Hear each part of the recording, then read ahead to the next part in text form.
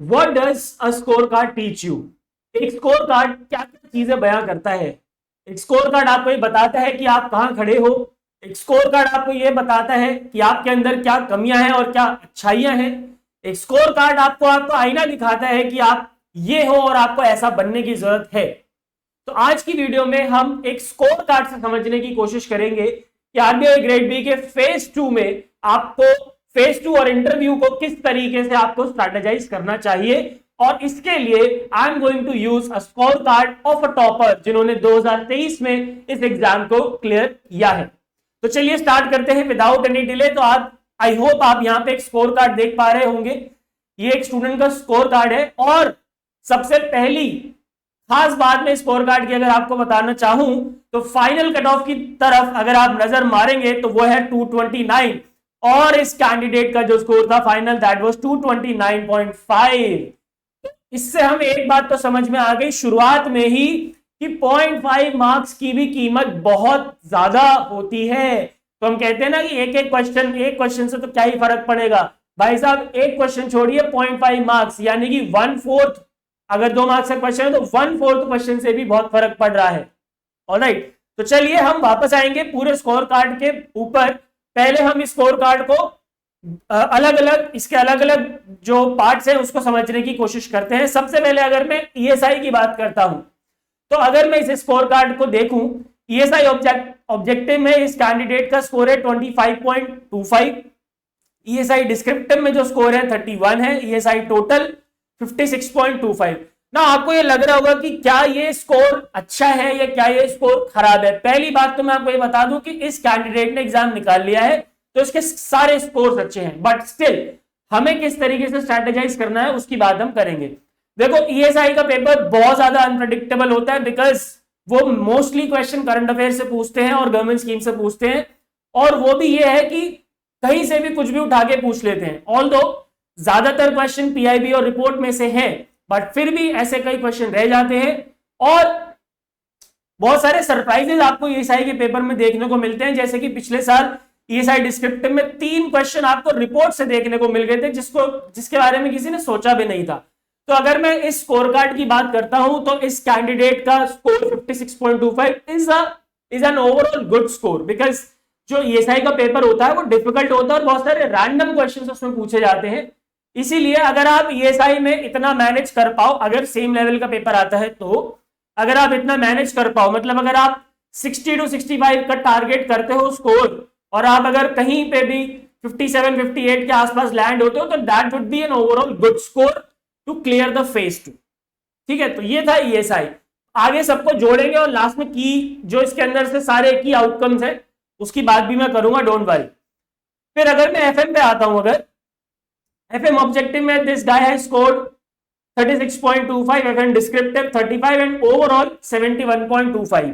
तो देखो यहां पे क्या है, यहां पे मेरा ये मानना है कि यहां पे एफएम ऑब्जेक्टिव में 4 नंबर की और कमी है। मतलब ये स्कोर आराम से 40 के आसपास हो सकता था बिकॉज एफएम ऑब्जेक्टिव का जो पेपर था that was easy, that was on the easier lines. अब ये 4 नंबर कम आने के बहुत सारे रीजन हो सकते हैं। मे बी कोई सिली मिस्टेक हुई हो, मे बी बी मार्क करना हो सी मार्क कर दिया हो, राइट। मे बी कोई फैक्ट याद ना आ रहा हो बिकॉज फैक्चुअल भी होता है। सो बहुत सारे रीजन इसके हो सकते हैं। सो इसमें 40 मार्क्स लाए जा सकते थे, 40 मार्क्स आराम से लाए जा सकते थे। FM descriptive 35 was a decent score. Overall अगर मैं एफएम टोटल की बात करता हूं तो इट वाज क्वाइट लेस मतलब ज्यादा नहीं। मैं एक्सपेक्ट करता हूं इस कैंडिडेट से जो कि इतने नंबर लेके आया है तो मैं एटलीस्ट 75 मार्क्स तो इससे एक्सपेक्ट करता ही हूं। उससे कम में नहीं काम चलेगा बिकॉज ईएसआई में ऑलरेडी कम आ रहे हैं। ठीक है, और नॉट ओनली दिस, इंग्लिश में भी जो स्कोर है दैट इज 49। इंग्लिश डिस्क्रिप्टिव का जो स्कोर है 49। यहां पे मेरा ये मानना है कि 55 to 60, क्योंकि इस बार इंग्लिश में ओवरऑल 2023 में जो इंग्लिश के मार्क्स थे सभी के सबको ही बहुत कम नंबर मिले थे, राइट। तो इस कैंडिडेट के भी ये नंबर बहुत कम नहीं है, मैं बोलूंगा एवरेज स्कोर है। बट एवरेज में रह के तो जीवन नहीं कटेगा ना भाई। देखो एवरेज में रहने में प्रॉब्लम क्या होती है, देखो यहां पे क्या हुआ 229 कट ऑफ थी, 229.5 आ रहे थे तो किस्मत बहुत ज्यादा तेज थी तो निकल गया, राइट। अब मान लो कि ये 228.5 हो जाते, 1 मार्क्स भी कहीं और ये 49 के 48 हो जाते तब भी एवरेज, तब भी स्कोर तो एवरेज ही होता, लेकिन तब क्या होता, एग्जाम नहीं निकलता। तो वो 1 मार्क्स से बहुत बड़ा डिफरेंस क्रिएट हो रहा है, राइट। तो इंग्लिश में 55 to 60 यहां पे आने चाहिए थे, जो कि मेरा अंदाजा है, राइट। इसके अलावा इंटरव्यू में अगर मैं बात करूं तो इंटरव्यू में 53 मार्क्स है, वो भी अगेन एक एवरेज स्कोर है। तो अगर आप ओवरऑल इस मार्कशीट को, इस स्कोर कार्ड को देखोगे, अगर हम ओवरऑल इस मार्कशीट और इस स्कोर कार्ड की तरफ देखेंगे तो इस समय ये समझ में आता है कि देखो एफएम तो बहुत अच्छा था जी, 71.25, क्योंकि ईएसआई, इंग्लिश और इंटरव्यू सभी जगह एवरेज नंबर थे, सभी जगह एवरेज नंबर थे। इसीलिए ये जो कैंडिडेट है ये जस्ट पास हुए 229.5, और उससे कोई फर्क नहीं पड़ता। मैं ये नहीं कह रहा कि इस कैंडिडेट में यहाँ पे I am not here to criticize this candidate because वो ऑलरेडी पास हो चुके हैं, वो कोई फर्क नहीं पड़ता। मैं आपको बता रहा हूं कि आपको कैसे आगे टारगेट लेके चलना है। आपको एटलीस्ट आपके 2 एरियाज तो ऐसे एटलीस्ट होने चाहिए जो कि बहुत ज्यादा स्ट्रांग है, अदरवाइज बहुत ज्यादा फिर मुश्किल हो जाती है। क्योंकि मैंने आपको बताया कि अगर यही मार्क्स 228.5 होते तो वो इस लिस्ट से बाहर होते, है ना। तो अगर आपके 3 एरियाज एवरेज है तो आपको काम करने की जरूरत पड़ेगी। एटलीस्ट आपको टारगेट इस तरीके से करना है, आपके 2 एरियाज जो है, कम से कम 2 एरियाज वो आपके स्ट्रांग होने चाहिए, only then you will be comfortably able to clear the cut off, ठीक है। और वो 2 एरियाज कौन से होते हैं वो आपको खुद को आइडेंटिफाई करना है। This is the very biggest take away from this particular score card. अब मैं आगे चलता हूं, एक और चीज के तरफ आपका ध्यान आकर्षित करना चाहूंगा मैं, और वो है ओबीसी और ईडब्ल्यूएस की फेज 2 की कट ऑफ। अगर आप ध्यान से देखो इसको, यूआर की कट ऑफ, ओबीसी की कट ऑफ और ईडब्ल्यूएस की कट ऑफ, ये तीनों ही कट ऑफ क्या है, इक्वल है, which means there is no advantage for OBC and EWS in phase 2।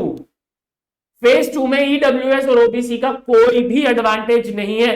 And in some cases, तो मैंने कुछ एग्जाम्स में ऐसा भी देखा है, आई थिंक एसएससी सीजीएल में मैंने ऐसा देखा था कि ओबीसी की कट ऑफ यूआर की कट ऑफ से ज्यादा थी, ओबीसी की कट ऑफ यूआर की कट ऑफ से ज्यादा थी। So OBC candidate specially please do not daydream about कि आपको कट ऑफ कम मिलेगी, ऐसा कुछ भी नहीं होने वाला। आपको कट ऑफ ऑलमोस्ट बराबर मिलेगी अनरिजर्व्ड के, और अगर मान लो 1 नंबर कम हो भी गया तो उसमें क्या उखाड़ लोगे आप, कुछ भी नहीं उखाड़ सकते, राइट।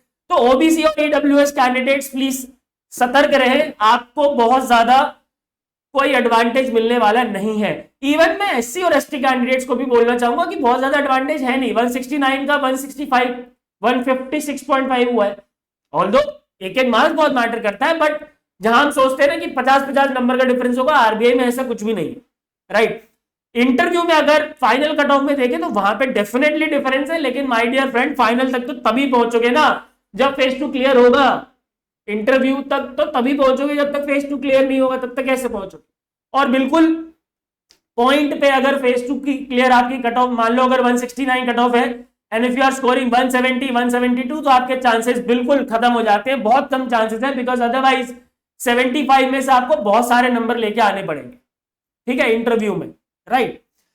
तो चलते हैं फाइनल की टेक अवेज की तरफ। क्या क्या की टेक अवेज है इस पर्टिकुलर स्कोर कार्ड में से। सबसे पहला कि you need to avoid silly mistakes because even 0.5 marks matters. अगर इस कैंडिडेट के 221 नंबर कम होता तो प्रॉब्लम हो जाती है, कैंडिडेट लटक जाता। तो आपको ये ध्यान में रखना है कि आपको फेज 2 में मार्क्स जो है वो थोड़े से ऊपर रखने हैं। जैसे इनका जो मार्क्स है फेज 2 में, दैट इज 176.5, 169 कट ऑफ थी एंड द मार्क्स आर 176.5, और ये यूआर कैटेगरी से है। तो अब ये जो मार्क्स है ऑब्वियसली कट ऑफ से थोड़े से ज्यादा है, बट हुआ क्या, इंटरव्यू में एवरेज रह गए। तो या तो यहां पे थोड़ा सा ऊपर स्कोर करो, 169 को टारगेट करो कि भाई मैं 180 185 लेके आऊंगा, तो फिर इंटरव्यू में मैं एवरेज भी लाऊंगा तो चलेगा, राइट। अब ये आपको आइडेंटिफाई करना है कि आपका स्ट्रेंथ क्या है, इंटरव्यू आपका स्ट्रेंथ है या फेज 2 आपका स्ट्रेंथ है। बट मैं हमेशा से सजेस्ट करूंगा कि फेज 2 में ज्यादा से ज्यादा मार्क्स स्कोर करने की कोशिश करो, क्योंकि यू डोंट नो इंटरव्यू में क्या होने वाला है। इंटरव्यू में ब्लैकआउट हो गए तो क्या करोगे, वैसे ऐसा होता नहीं है, but I will always advise you to score maximum marks in phase 2. Try to score maximum marks in phase 2. ठीक है, तो ये हो गया पहला की टेक अवे। दूसरा, you need to focus on your strength. क्या आपकी स्ट्रेंथ फेज 2 है या आपका स्ट्रेंथ इंटरव्यू है। जैसे कि इन कैंडिडेट्स की अगर मैं बात करता हूं तो इनके ओवरऑल एवरेज थे तो इन्होंने एवरेज एवरेज या तो सब कुछ एवरेज में निकाल लिया इन्होंने, ठीक है, या तो फिर ऐसा करो कि कहीं एक एरिया जो है, कोई एक एरिया जो है वो आपका स्ट्रांग होना चाहिए। तो आइदर फेज 2 और इंटरव्यू, इनमें से क्या आपका स्ट्रांग है आपको देखना है। But again you can not completely rely on interview की ठीक है मेरा तो इंटरव्यू बहुत अच्छा है, फेज 2 में मैं एवरेज नंबर ले आऊंगा तो चलेगा, ऐसा बिल्कुल 100% रिलाई होकर मत चलना, ठीक है।